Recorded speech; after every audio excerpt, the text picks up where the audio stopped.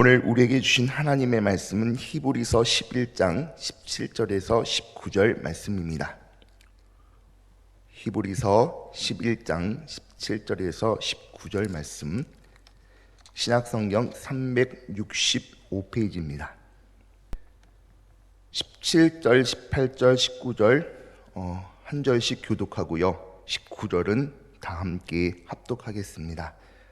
아브라함은 시험을 받을 때에 믿음으로 이삭을 드렸으니 그는 약속들을 받은 자로 돼 그 외아들을 드렸느니라. 그에게 이미 말씀하시기를 내 자손이라 칭할 자는 이삭으로 말미암음이라 하셨으니 그가 하나님이 능히 이삭을 죽은 자 가운데서 다시 살릴 줄로 생각한지라. 비유컨대 그를 죽은 자 가운데서 도로 받은 것이니라. 아멘. 오늘은 9월 3일 3일입니다. 오늘 3일은 우리 3구역이 함께 새벽을 벌떡 깨운 날입니다. 우리 3구역은 1교구입니다. 1교구는 김가수 장로님, 김교욱 권사님, 김혜영 집사님께서 섬겨 주시고, 우리 3구역은 김경희 권사님, 김우경 장로님, 그리고 김혜영 집사님께서 섬겨 주실 겁니다. 우리 3구역에 정말 하나님께서 주시는 그 믿음이 늘 항상 함께하게 하시고, 또 그 믿음을 통하여 항상 이 어려운 가운데 늘 넉넉하게 이길 수 있는 우리 3구역, 그리고 우리 성동교회 모든 25구역의 모든 구역원들의 믿음이 되시기를 주님의 이름으로 기도드리며 늘 축복드립니다. 여러분, 오늘 주신 본문 말씀 중심으로요, 아브라함의 믿음의 일관성, 아브라함의 믿음의 일관성이라는 제목으로 오늘 말씀을 함께 나눌까 합니다. 코카콜라, 여러분 코카콜라를 모르시는 분은 아마 없으실 겁니다. 저는 코카콜라가 너무 좋습니다. 코카콜라를 집에 싸놓고 먹는 수준입니다. 여러분, 코카콜라는 발명과 판매에 신화를 남긴 비즈니스, 혹시 여러분 들어본 적 있으십니까? 코카콜라는 바로 발명과 판매라는 신화를 남긴 비즈니스 사업이었다고 합니다. 이보다 더 아름답게 발명할 수 없었고요, 이보다 더 빨리 팔릴 수 없는 것이 바로 코카콜라였다는 겁니다.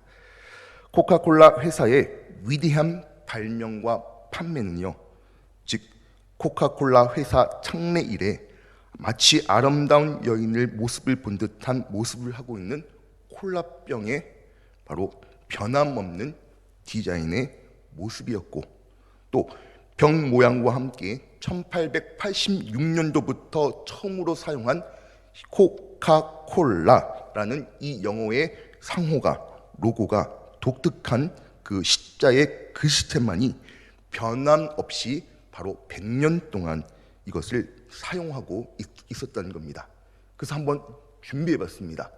여러분, 저게 바로 1886년도부터 코카콜라 회사가 창례 이래부터 시작된 병 모양이었습니다. 그 병 모양이 첫 번째, 두 번째는 조금 그 다른 모습과 같지만 점차 자세히 보시면 한마디로 저 병 모양은 한마디로 변함없이 지금까지 여전히 저 코카콜라의 저 병 모습을 하고 있다는 겁니다.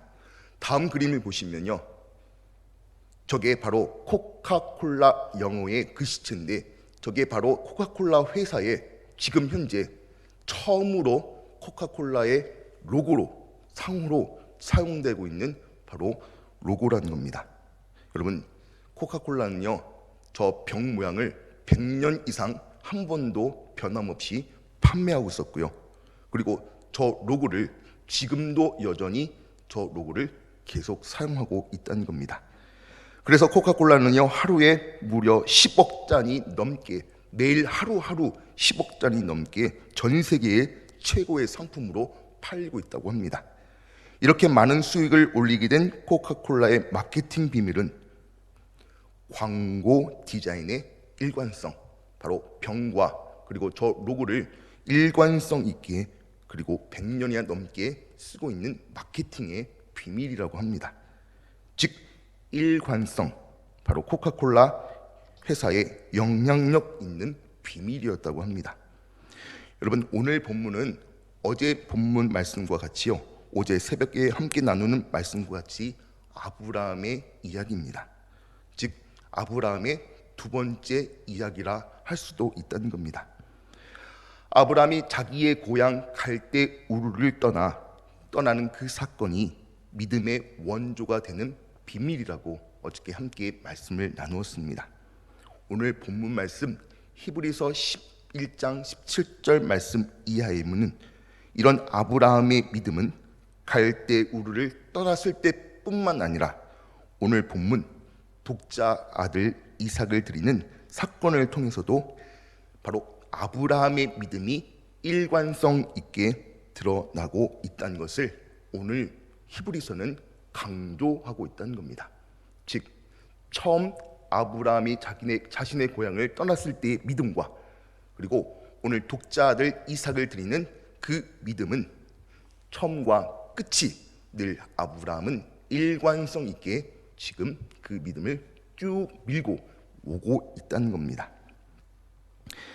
우리의 믿음은 한 번 믿고 그만두는 일회용이 아니기에 나의 모든 삶 속에서 일관성이 드러나는 것이 즉 옳은 믿음이라는 겁니다.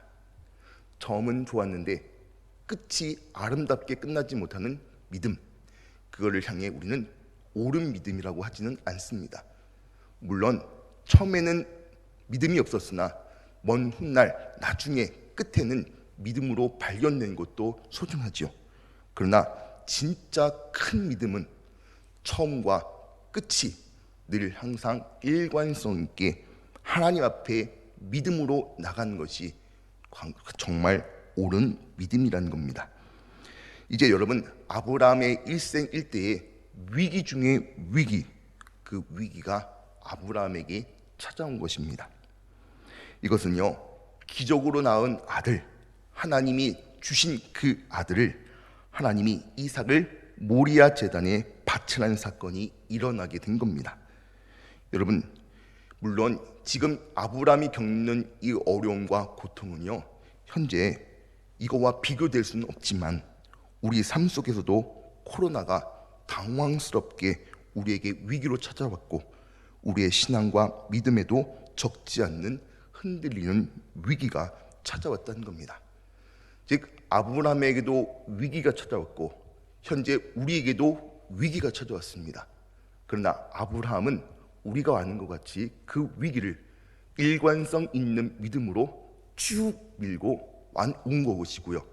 그러면 우리는 이 어려움 상황 속에 어떠한 믿음을 아브라함을 통해서 배워야 되는지, 그 아브라함을 통해서 우리는 그 믿음이 어떻게 전개해 나가고 있는지 오늘 이 새벽에 함께 이 말씀을 붙들고 우리의 기도 제목을 삼기를 원합니다. 아브라함의 일관성의 첫 번째 일관성은요, 바로 순종의 일관성이었습니다. 아브라함의 고향 갈대 우르를 떠나는 그 결단, 그것은 믿음에 의한 순종의 결단이라는 것을 어느 누구도 부인할 수 없습니다. 여러분, 어제 본문 말씀이었죠. 히브리서 11장 8절 말씀에 믿음으로 아브라함은 부르심을 받았을 때에 순종했다라고 합니다. 그리고 오늘 본문 말씀에서는요, 아브라함은 또 다시 한번 위대한 순종의 결단을 하게 됩니다. 히브리서 11장 17절 말씀입니다.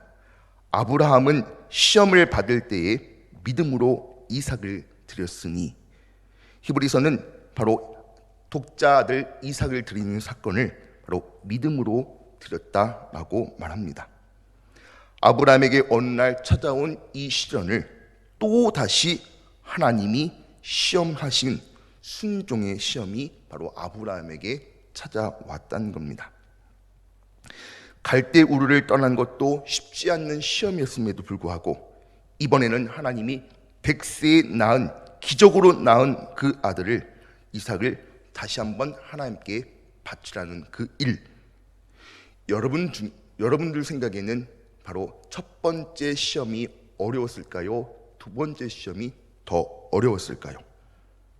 시험, 즉 테스트는 고학년이 될수록 여러분 더 어려워지기 마련입니다. 초등학교 1학년이나 초등학교 6학년이나 초등학교 1학년이나 고등학교 3학년의 시험이 똑같으면 안 되는 거지요. 학년이 올라가면 올라갈수록 시험의 문제는 그 정도의 수준으로 늘 항상 수준이 늘 업그레이드 되는 것이고 발전되어야 하는 거지요. 배우는 학생에게 시험은 그때마다 필요한 겁니다. 시험은 반드시 배우는 학생에게는 치러야 할 숙제이고 그리고 꼭 필요한 일이라는 겁니다. 또한 문제를 출제하는 선생님도 또한 감당할 수 있다고, 학생이 감당할 수 있다고 판단되기에 시험 문제를 통해 그 학생을 테스트한 겁니다. 여러분, 그렇다면 우리는 이 시험을 피하려고만 해서는 안 된다는 겁니다. 시험지를 앞에 두고 이 시험을 안 치르게 해달라고 기도한 것이 아니라, 여러분, 시험지를 앞에 두고 그 시험을 잘 통과하게 해달라고 기도한 것이 더 좋은 기도의 방법이 아니겠습니까? 우리는 종종 시험 문제를 앞에 두고 이 시험 문제를 풀지 않도록, 통과하지 않도록, 아니 치르지 않도록 우리가 기도한 것과 똑같은 모습이 혹 우리 기도의 모습이 아닌가 여러분 묻고 싶습니다. 창세기 22장 1절 말씀에 보시면 이 시험의 발단은 이렇게 하나님께서 말씀하고 계셨습니다. 그 일 후에 하나님이 아브라함을 시험하시려고 라고 말씀하고 있다는 겁니다. 여러분, 그 일 후에 도대체 무슨 일이 있었기에 하나님이 그 일 후에라고 말씀하실까? 아브라함이 그 시점까지 모든 일을 겪은 후에라는 말씀이라는 겁니다. 아브라함에게는 바로 갈대 우르를 떠나는, 고향을 떠나는 문제부터 시작하여 여러분 중간에 수많은 일들이 일어났습니다. 이 모든 테스트, 이 모든 시험이 다 끝난 모든 일 후에 하나님이 아브라함을 마지막으로 시험하시려고 하나님께서 아브라함에게 말씀하셨다라는 겁니다. 그렇다면 하나님이 아브라함에게 이 모든 일 후에라고 말씀하셨다는 것은 바로 아브라함이 이제 이러한 시험도 넉넉하게 패스할 수 있다고 하나님께서 판단하시고 하나님께서 생각하셨다는 것입니다. 그리고 창세기 22장 2절 그 2절의 말씀은 하나님이 분명한 하나님의 명령이 아브라함에게 주어졌다는 겁니다.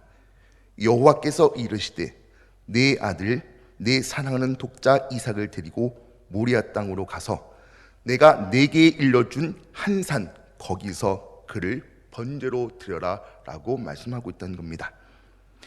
아브라함에게 이러한 시험이 필요했던 것은 아마도 하나님께로부터 이삭을 선물을 받은 후에 아브라함의 삶 속에 이삭이라는 존재가 아브라함에게는 우상이 되어 간 것을 하나님께서 보셨다는 겁니다.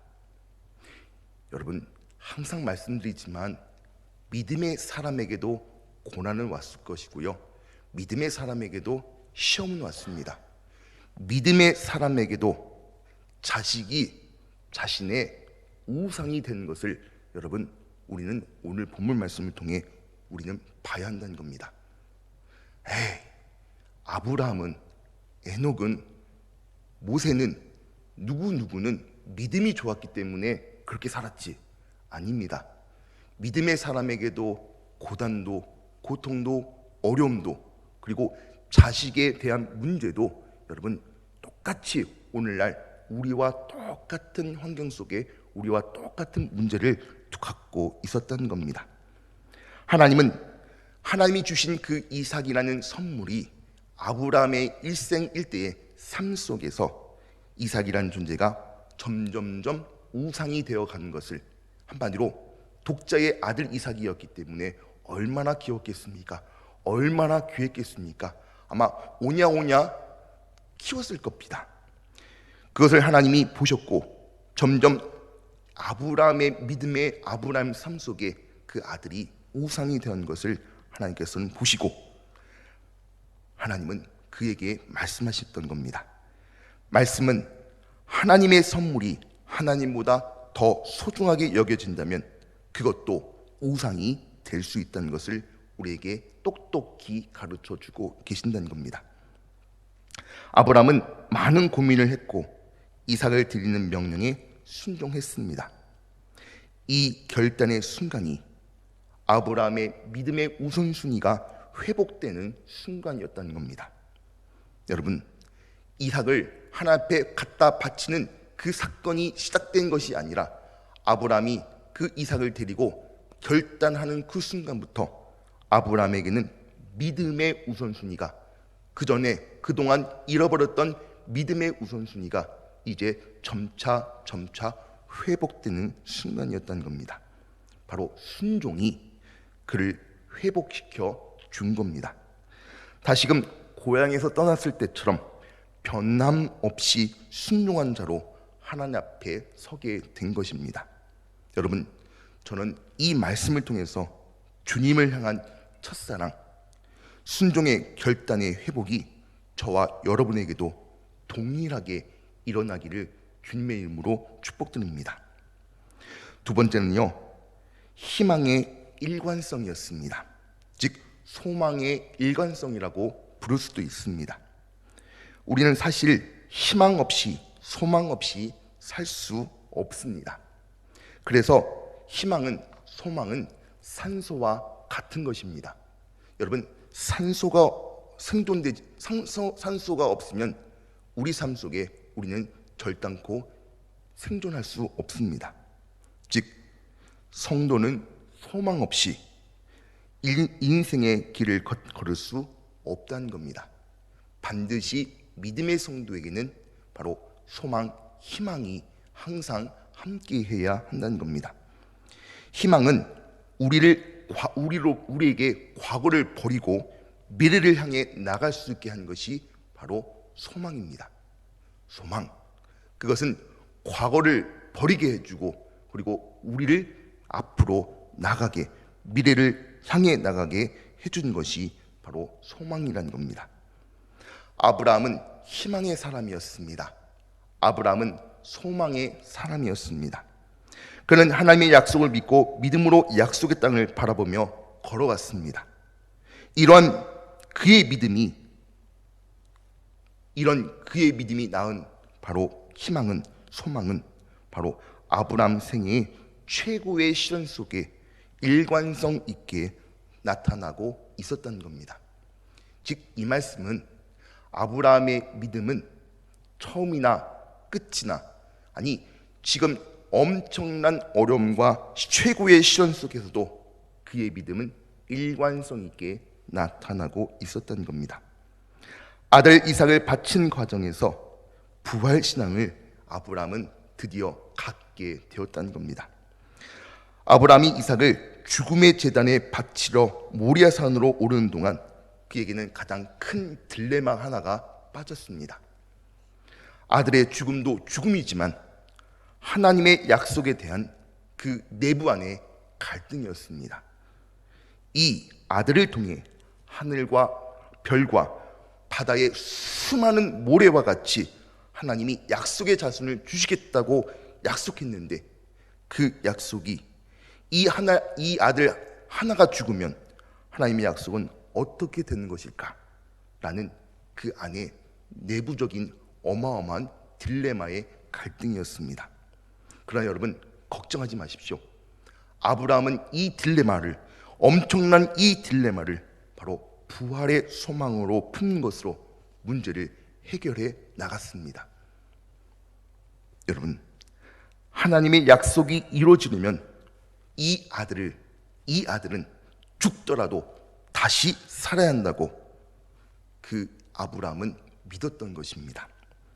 여러분, 그의 믿음은 무엇을 믿어야 하는가 모르고 믿는 믿음이 아니라 여러분 신실하신 하나님, 약속을 반드시 지키시는 그 하나님이 반드시 내 아들, 나에게 주신 이 선물 같은 아들을 다시금 살리더라도 하나님은 약속을 지킬 것을 그는 믿었던 것입니다.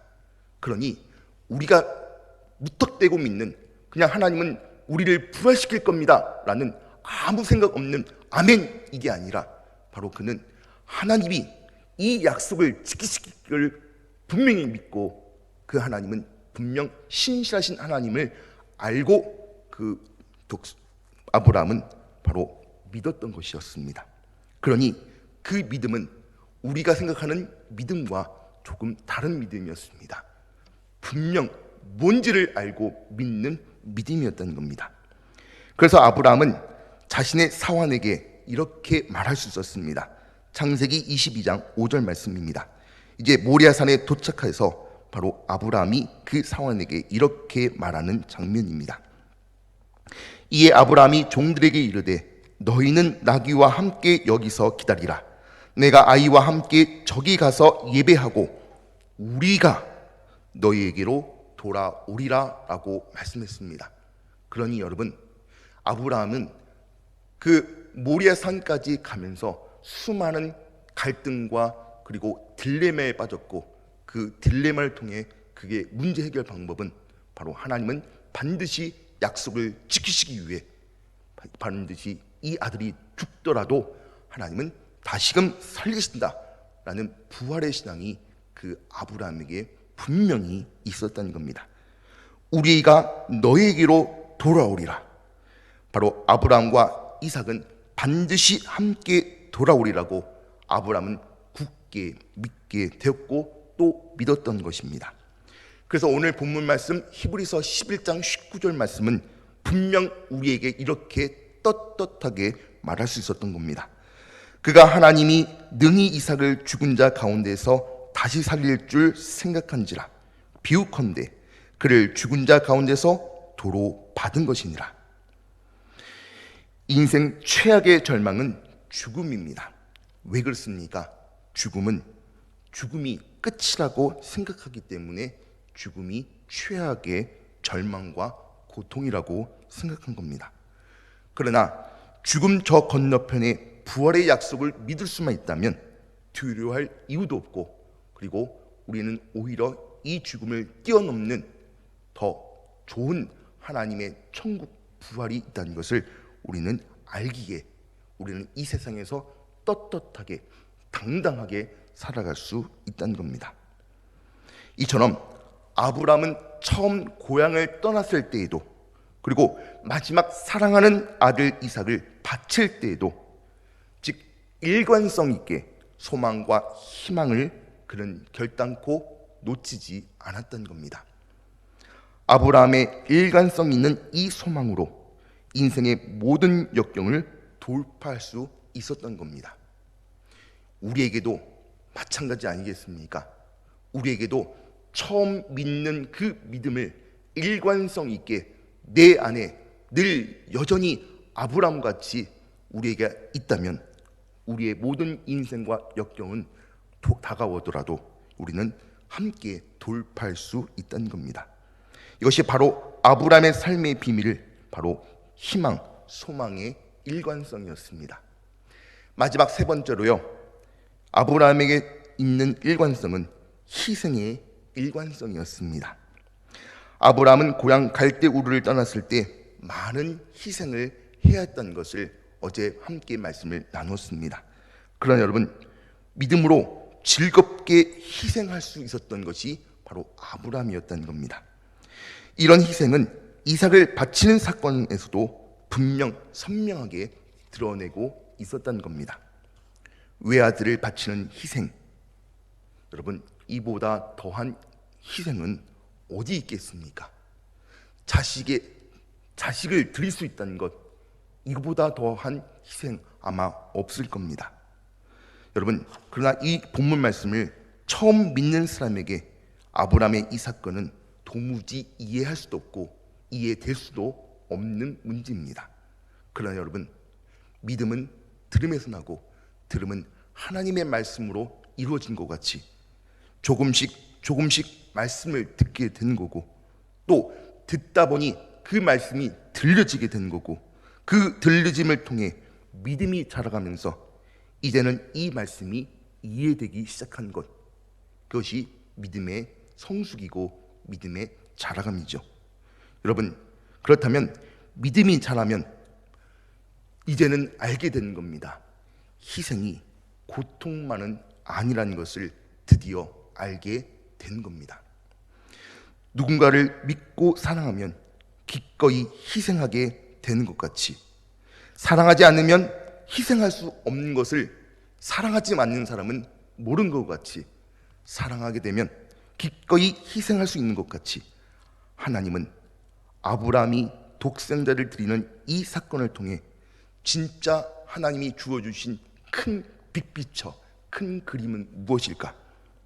여러분, 하나님은 이 아브라함의 독생자를 바치는 이 사건을 통해서도 하나님의 큰 그림, 큰 빅피처가 있었습니다. 그것은 장차 인류를 위해 독생자를 주신 그분의 마음, 아버지의 마음, 그 아버지의 마음을 우리에게 전달해 주신 것입니다. 외아들을 바치는 사랑, 정말 쉽지 않는 사랑입니다. 하지만 하나님께서는 우리를 구원하시기 위해 독생자를 주시기까지 바로 하나님의 사랑이 오늘 이 아브라함 안에 복음처럼 여러분 숨겨져 있는 것이고, 그리고 감춰뒀던 것이 드디어 우리에게 보여지게 된 것입니다. 이삭을 바치는 이 사건의 모든 전말을 통해 하나님 아버지의 사랑이 우리에게 전달되기를 원합니다. 대한기독교 서예에서 출판되고 있는 여러분 다락방이라는 조그만 소책자에 나오는 이야기입니다. 소련이 드디어 개방이 되고요. 물론 소련은 지금 러시아이지만 당시 소련이 개방이 되고 수도 모스크바에서 맥도날드가 들어오게 되었답니다. 우리에게 맥도날드는 흔히 볼 수 있는 매장이지만 그 당시 맥도날드는 마치 우리가 고급 레스토랑처럼 쉽게 갈 수 없는 바로 매장이었다고 합니다. 한 선교사 부부가 성탄이 가까운 어느 날 맥도날드에서 점심을 해결하기 위해 그 맥도날드를 방문하게 되는 겁니다. 들어가 보니 매장 밖에서 어린 남매가 너무나도 절실한, 아니 부러운 표정으로 햄버거를 먹고 있는 사람들을 부러운 표정으로 바라본 것을 이 선교사 부부가 보게 된 겁니다. 선교사 부부는 주문을 하면서 그 아이가 매우 신경에, 마음에 걸리게 되었습니다. 그래서 사모님이 빅맥 세트, 햄버거 세트 2개와 코카콜라 2잔을 사가지고 나와서 그 아이에게 주면서 메리 크리스마스 하면서 그 아이에게 인사를 건네고 그리고 햄버거 세트와 콜라를 줬다는 겁니다. 그때 이 소녀가 그 사모님을 향해서 이렇게 외쳤다고 합니다. 아줌마가 하나님이에요? 그때 이 선교사 부부 중에 이 사모님이 아니, 난 하나님이 아니고 하나님의 딸이야. 그때 이 아이가 드디어 안심하면서 그 선교사 사모님에게 이렇게 말했다고 합니다.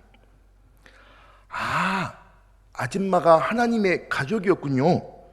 그럴 줄 알았어요. 내가 예전에 하나님은 사랑이라 라고 들었거든요. 하나님의 가족이기 때문에 나에게 사랑을 베푼 거군요 라고 그 소녀가 그 선교사 사모님에게 말했다고 합니다. 그렇습니다, 여러분. 우리가 하나님의 말씀대로 사랑을 나누고 또 그 사랑으로 우리가 희생을 시작할 때 세상은요, 우리가 하나님의 자녀임을 알아채기 시작할 겁니다. 그리고 우리가 나누는 사랑과 희생이 일관성 있을 때 우리는 진정한 세상의 빛과 소금이 되는 것입니다. 오늘 이 새벽에 주신 말씀, 아브라함에게는 순종의 일관성이 있었습니다. 아브라함에게는 희생의 일관성이 있었습니다. 마지막으로 아브라함에게는 희생의 일관성이 있었습니다. 이 말씀을 통해 주신 우리의 순종과 소망과 그리고 희생이 오늘 이 하루뿐만 아니라 고난이 계속되는 우리 삶 속에서 행함으로 이루어질 때 여러분 우리가 하나님의 자녀임을 드러내시기를 주님의 이름으로 축복드립니다. 오늘 이 시간 함께 이 새벽에 기도해 주실 때 우리 장덕수 권사님, 김옥희 권사님, 그리고 이병덕 청년, 그리고 우리 김홍도 성도님, 그리고 우리 은송이를 위해서 여러분 특별히 기도해 주시면 감사드리겠습니다. 기도하겠습니다. 오늘 아브라함의 믿음이 일관성 있었던 것처럼 하나님 이 어려운 코로나 시대를 살아가면서도 처음 믿음을 중도에 잃어버리지 않고 끝까지 하나님 붙들고 가서 끝에서도 우리의 믿음으로 우리 믿음이 발견될 수 있도록 하나님 저희들에게 그러한 믿음을 허락하여 주시옵소서. 하나님 비록 세상은 어렵다고 하지만 비록 세상은 힘들다고 하지만 하나님 우리는 하나님을 믿으니 그것이 우리의 의로 되어서 우리의 믿음을 통해 하나님 넉넉히 이길 수 있는 귀한 믿음 되게 하여 주시옵소서. 믿음이 이기네, 믿음이 이길 수 있는 하나님 세상이 되게 하시고 우리의 순종과 우리의 소망과 우리가 하나님을 향한 희생이 이루어졌을 때 하나님 이 세상에서 하나님의 사람으로 하나님의 자녀로 다시금 발견될 수 있도록 하나님 오늘 이 하루도 붙잡아 주시고 또한 우리가 마지막 하나님 앞에 가는 그 모든 순간까지 하나님 하나님의 사람으로 하나님의 자녀로 발견될 수 있도록 하나님 함께하여 주시옵소서. 모든 사람은 처음부터 시작할 수 있으나 하나님 끝에서 발견되는 그 소수가 되게 하여 주시고 하나님 우리 성동교회 하나님 모든 성도님들 처음은 같이 시작해서 나중에 발견되지 못하는 신앙이 아니라 함께 시작하여 함께 끝까지 발견될 수 있는 하나님 믿음의 공동체가 되게 하여 주시옵소서. 하나님 우리 성동교회 또한 하나님 환우분들 계십니다. 장덕수 권사님을 주님께서 기억하여 주시고 김옥희 권사님을 기억하여 주시고 김홍도 성도님을 기억하게 하시고 우리 이병덕 청년을 주님께서 기억하여 주시며 또한 은송이를 주님께서 기억하여 주셔서 하나님 내 믿음대로 될지라 라고 말씀하셨던 그 믿음이 하나님 오늘 병상에 있는 모든 환우들에게 들려지게 하시고 그 믿음대로 그 믿음의 손을 오늘 이 시간 꼭 붙잡을 수 있는 귀한 하나님 병상들이 될 수 있도록 하나님 함께하여 주시옵소서. 날마다 하나님 저희들은 기도합니다. 믿음의 기도는 하나님 병든 자를 일으킨다고 말씀하셨던 것처럼 하나님 그 모든 환우들 가운데 하나님께서 함께하시고 주의 성령이 오늘도 동행하여 주시옵소서. 함께하실 줄 믿사오며 이 모든 기도 우리 주 예수님의 이름으로 간절히 기도합니다. 아멘. 주님께서 가르쳐주신 기도문으로 오늘 새벽 기도를 마치겠습니다. 하늘에 계신 우리 아버지, 아버지의 이름을 거룩하게 하시며 아버지의 나라가 오게 하시며 아버지 뜻이 하늘에서와 같이 땅에서 이루어지게 하소서.